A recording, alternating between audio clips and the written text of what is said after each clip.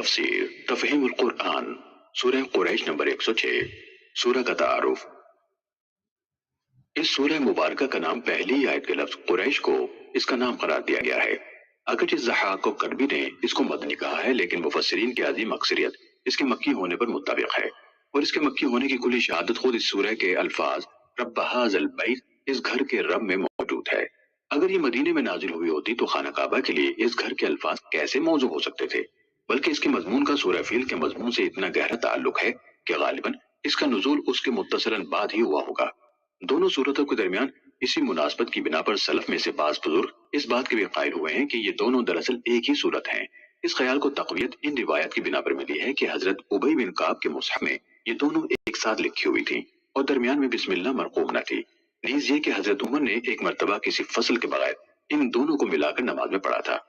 لیکن یہ رائے اس وجہ سے قابل قبول نہیں ہے کہ صحابہ کرام کی عظیم تعداد کے تعاون سے سیدنا عثمان رضی اللہ تعالیٰ عنہ نے قرآن مجید کے جو نسخے سرکاری طور پر لکھوا کر بلاد اسلام کے مراکز میں بھجوائے تھے، ان میں دونوں کے درمیان بسم اللہ درج تھی، اور اس وقت سے آج تک تمام دنیا کے مصاحف میں یہ الگ الگ صورتوں کی حیثیت سے ہی لکھی جاتی ہیں۔ مزید برآں دونوں صورتوں کا انداز بیان ایک دوسرے سے اس قدر مختلف ہے کہ یہ علانیہ دو الگ صورتیں نظر آتی ہیں۔ اس صورت کو ٹھیک ٹھیک سمجھنے کے لیے ضروری ہے کہ اس تاریخی پس منظر کو نگاہ میں رکھا جائے جس سے اس کے مضمون اور سورہ فیل کے مضمون کا گہرا تعلق ہے۔ قریش کا قبیلہ نبی صلی اللہ علیہ وسلم کی جد اعلیٰ قصی بن کلاب کے زمانے تک حجاز میں منتشر تھا۔ سب سے پہلے قصی نے اس کو مکے میں جمع کیا اور بیت اللہ کی تولیت اس قبیلے کے ہاتھ میں آ گئی۔ اسی بنا پر قصی کو مجمع یعنی جمع کرنے والا کا لقب دیا گیا۔ اس شخص نے اپنے اعلیٰ درجے کے تدبر سے مکے میں ایک شہری ریاست کی بنیاد رکھی اور جملہ اطراف عرب سے آنے والے حاجیوں کی خدمت کا بہترین انتظام کیا، جس کی بدولت رفتہ رفتہ عرب کے تمام قبائل اور تمام علاقوں میں قریش کا اثر و رسوخ قائم ہوتا چلا گیا۔ قصی کے بعد اس کے بیٹوں عبد مناف اور عبد الدار کے درمیان مکے کی ریاست کے مناصب تقسیم ہو گئے، مگر دونوں میں سے عبد مناف کو اپنے باپ ہی کے زمانے میں زیادہ ناموری حاصل ہو چکی تھی اور عرب میں اس کا شرف تسلیم کیا جانے لگا تھا۔ عبد مناف کے 4 بیٹے تھے، ہاشم، عبد شمس، مطلب اور نوفل۔ ان میں سے ہاشم عبد المطلب کے والد اور رسول اللہ صلی اللہ علیہ وسلم کے پردادا کو سب سے پہلے یہ خیال پیدا ہوا کہ اس بین الاقوامی تجارت میں حصہ لیا جائے جو عرب کے راستے بلاد مشرق اور شام و مصر کے درمیان ہوتی تھی، اور ساتھ ساتھ اہل عرب کی ضروریات کا سامان بھی خرید کر لایا جائے تاکہ راستے کے قبائل ان سے مال خریدیں اور مکے کی منڈی میں اندرون ملک کی تجار خریداری کے لیے آنے لگے۔ یہ وہ زمانہ تھا جب ایران کی ساسانی حکومت اس بین الاقوامی تجارت پر اپنا تسلط قائم کر چکی تھی جو شمالی علاقوں اور خلیج فارس کے راستوں سے رومی سلطنت اور بلاد مشرق کے درمیان ہوتی تھی۔ اس لیے جنوبی عرب سے بحر احمر کے ساحل کے ساتھ ساتھ جو تجارتی راستہ شام و مصر کی طرف جاتا تھا اس کا کاروبار بہت چمک اٹھا تھا۔ دوسرے عربی قافلوں کی بنسبت قریش کو یہ سہولت حاصل تھی کہ راستے کے تمام قبائل بیت اللہ کے خدام ہونے کی حیثیت سے ان کا احترام کرتے تھے۔ حج کے زمانے میں نہایت فیاضی کے ساتھ حاجیوں کی جو خدمت قریش کے لوگ کرتے تھے اس کی بنا پر سب ان کے احسان مند تھے۔ انہیں اس امر کا کوئی خطرہ نہ تھا کہ راستے میں کہیں ان کے قافلوں پر ڈاکہ مارا جائے گا۔ راستے کے قبائل ان سے رہ گزر کے وہ بھاری ٹیکس بھی وصول نہ کرتے تھے جو دوسرے قافلوں سے طلب کیا جاتا تھا۔ ہاشم نے انہی تمام پہلوؤں کو دیکھ کر تجارت کی اسکیم بنائی اور اپنی اسکیم میں اپنے باقی تینوں بھائیوں کو شامل کیا۔ شام کے غسانی بادشاہ سے ہاشم نے، حبش کے بادشاہ سے عبد شمس نے، یمنی عمرہ سے مطلب نے اور عراق و فارس کی حکومتوں سے نوفل نے تجارتی مراعات حاصل کی۔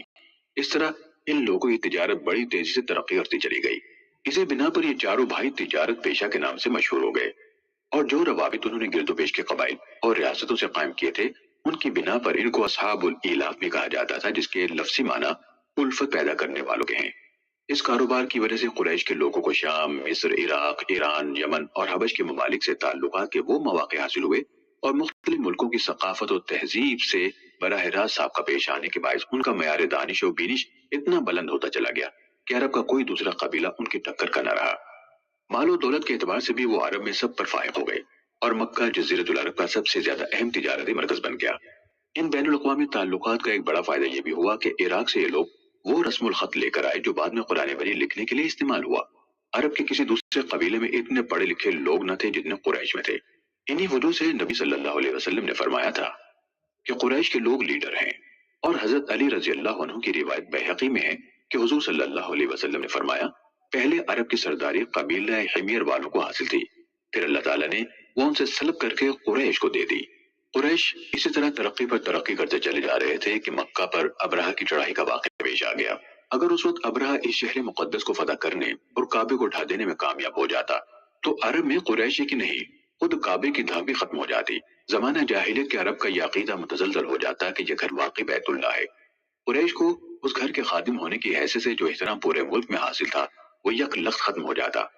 مکے تک حبشیوں کی پیش قدمی کے بعد رومی سلطنت آگے بڑھ کر شام اور مکے کے درمیان کا تجارتی راستہ بھی اپنے قبضے میں لے لیتی اور قریش اس سے زیادہ خستہ حالی میں مبتلا ہو جاتے جس میں وہ قصی بن کلاب سے پہلے مبتلا تھے۔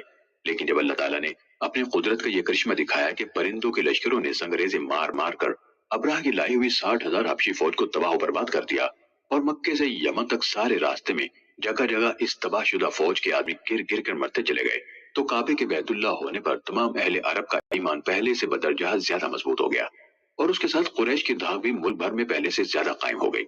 اب عربوں کو یقین ہو گیا کہ ان لوگوں پر اللہ کا فضل خاص ہے۔ وہ بے کھٹکے عرب کے ہر حصے میں جاتے اور اپنے تجارتی قافلے لے کر ہر علاقے سے گزرتے۔ کسی کی یہ جرت نہ تھی کہ ان کو چھیڑتا۔ انہیں چھیڑنا تو درکنار، ان کی امان میں کوئی غیر قریشی بھی ہوتا تو اسے کوئی تعارض نہ کیا جاتا تھا۔ نبی صلی اللہ علیہ وسلم کی بعثت کے زمانے میں یہ حالات چونکہ سب ہی کو معلوم تھے اس لیے ان کے ذکر کی حاجت نہ تھی۔ یہی وجہ ہے کہ اس صورت کے 4 مختصر فقروں میں قریش سے صرف اتنی بات کہنے پر اکتفا کیا گیا ہے کہ جب تم خود اس گھر یعنی خانہ کعبہ کو بتوں کا نہیں بلکہ اللہ کا گھر مانتے ہو اور جب تمہیں اچھی طرح معلوم ہے کہ وہ اللہ ہی ہے جس نے تمہیں اس گھر کے طفیل یہ امن عطا کیا، تمہاری تجارتوں کو یہ فروغ بخشا اور تمہیں فاقہ زدگی سے بچا کر یہ خوشحالی نصیب فرمائی، تو تمہیں اسی کی عبادت کرنی چاہیے۔